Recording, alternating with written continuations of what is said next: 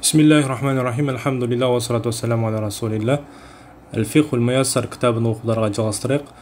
Біз қазір ораза кітабындамыз, ораза бөлімінде. Al-yashau allati la yafsudu biha as-sawm. Ораза бұзылмайтын, яғни оразаны бұзбайтын нәрселер. La yafsudu as-sawmu fi suwaril atiya. Келесі көріністерде ораза бұзылмайды. Бірінші, İza akala nasiyan, ұмытып жесе. İza shariba nasiyan, ұмытып ішсе. İza jama'a nasiyan, егер ұмытып жынысты қатынас жасаған болса. İza dahana, егер де, İza dahana дегенде, мына жерде түсіндірмесін жазыпты. Tala ra'sahu bid-duhun дейді. Міне. Tala ra'sahu bid-duhun. Яғни басын маймен жаққан болса, маймен сылаған болса, маймен бояған болса. Яғни қазіргі замандағы мысалы гель деп айтса болады, басына гель жаққан болса. إذا اكتحل ولو وجد طعمه في حلقه. Егер де көзіне сүрме жаққан болса, онда оның дәмі алқымына келетін болса, ол да ораза бұзбайды. Тамағына дәмі келетін болса.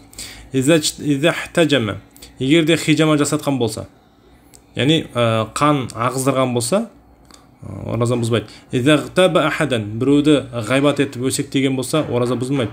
Иза навал фитр валам юфтир, ауыз ашып жіберуге ниет қылып, бірақ кейін оразаны ауызын ашпай қойса. Иза дахала халқаху غبار بلا صنعه ولو كان غبار الطاحون.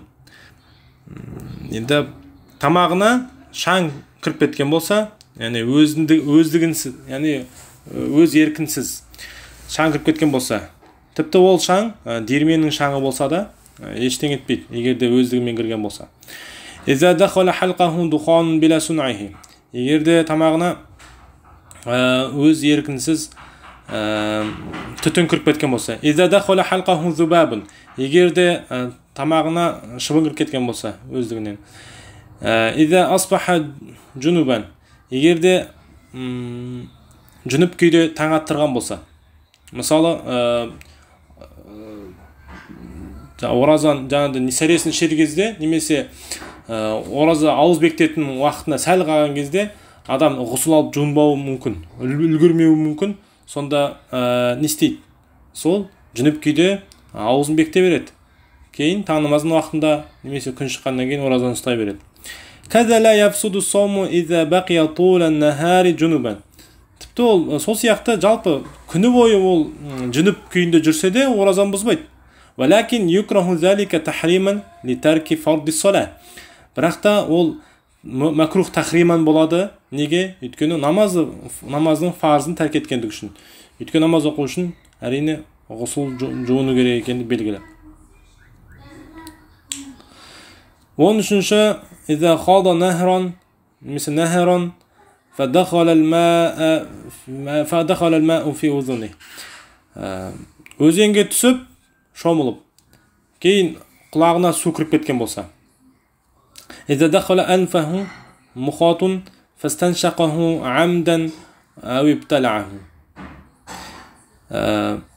Егер де мұрнына мұрынның жаңағы боқтықтары, мұрын боғы мұрнына келіп тұрған кезде әдейі тартып ішке қарай сөйтіп жұтып қоятын болса, оразаны бұзбайды.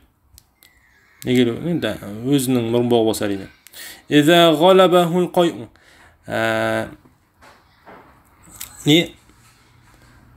қой, яғни құсық үстем болып тұрса, яғни құсық келді көтеріліп. وعاد بغير صنعه سواء كان القيء قليلا أو كان كثيرا. Ол бәрібір, ол құсық көп болсын, аз болсын, егер ол өз еркінсіз келген болса, мысалы кейбіреулер енді өз құстырады, қолын салып, саусағын салып құсады. Онда емес, өздігімен құсқысы келді, өздігімен құсты. Сол кезде құсық аузын толтырған болсын, толтырмаған болсын, бәрібір оразаны бұзбайды дейді. Иза тааммадал қойа ва канал қойу ақалла мин мил фами ва ада ли ғайри сунахи. Және де мысалы кезде өз еркімен әдейі құсық жасады. Одан кейін құсық аузына толмай сәл ғана құсық шықты. Және де ол өздігімен қайтатын болса, онда оразаны бұзбайды. Яғни ол өздігімен құсты былай бармағын салып, бірақ құсық не істеді? Ауыз толмай шықты. Және өздігімен қайтты ары қарай. Иза акала шай аллази кана байна аснанихи. Тістерінің арасы тұрып қалған нәрсені жеген болса, оразаны бұзбайды. Мысалы, ауыз бекіткеннен кейін тістің арасында бірдеңе тұрып қалуы мүмкін. Соны жеп қойған болса. Егер де ва кана шайу ал-маъкул, желінген нәрсе жаңағы тістің арасында тұрған. Ақалла мин хамисса. Хамисса, яғни бұршақ дәнегінен кішкентай болу керек. Бұршақтың дәнегінен кішкентай болған болу керек. Сонда оны жеп қоятын болса ештеңе етпейді дейді. Иза мадаға шайан мисла симсиматин мин хариджил фами хатта яталаша. Егер де күнжіт сияқты нәрсені шайнаған болса, жаңағы мин хариджил фами, тістің, яғни ауыздың сыртынан алып, мысалы сырттан келіп аузына түсті, соны бір жаңағы күнжіт сияқты бір дәнекті кішкентай шайнады, хатта яталаша, кейін ол не істеп кетті? Ыдырап кетті. Таба алмай қалды оны аузынан.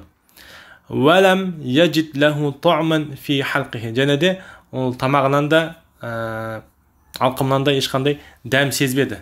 Ондай кезде оразаны бұзбайды дейді. Ла яфсуду сауму бил ибрати саваун туъта фил жилди ау туъта фи шариян. Ораза бұзылмайды инемен, яғни уколмен ораза бұзылмайды дейді. Тіпті ол теріге салынсын, яғни бұлшық етке салынсын, немесе артерия тамырға салсын. Бәрібір оразаны бұзбайды дейді. Осы жерде ешқандай бөліп қарастырып жатқан жоқ. Бірақ басқа кітаптарда не істейді? Ханафи мазхабының кітаптарының басқаларында егер де сол салынған укол адам бойына күш қуат беретін болса, онда ол оразаны бұзады. Егер күш қуат бермейтін болса, оразаны бұзбайды деп ұстаздарымыз айтады. Вала яфсуду сауму, бұл түсінікті болды. Енді 20-шы оразаны бұзбайтын. Иза хакка узунаху би'удин фа хараджа алейхи даран. Сумма адхала залика ал-уду мираран фи узуни. Егер де құлағын бір таяқпен, немесе зубочисткамен, жаңағыдай ухачисткамен тазалады. Сол кезде ішінен не шықты? Хараджа алейхи даран. Даран дегеніміз кір. Яғни кір шықты, құлақ шықты дейік. Сумма адхала. Кейін қайтадан сол жаңағы ухачисткасымен құлақ тазалайтын құралымен ішіне қарай қайта кіргізіп жіберді. Ол нәрсе оразаны бұзбайды дейді. Субханакум хамдик нашхаду ан ла илаха илля ант настағфирук ва натубу илейк.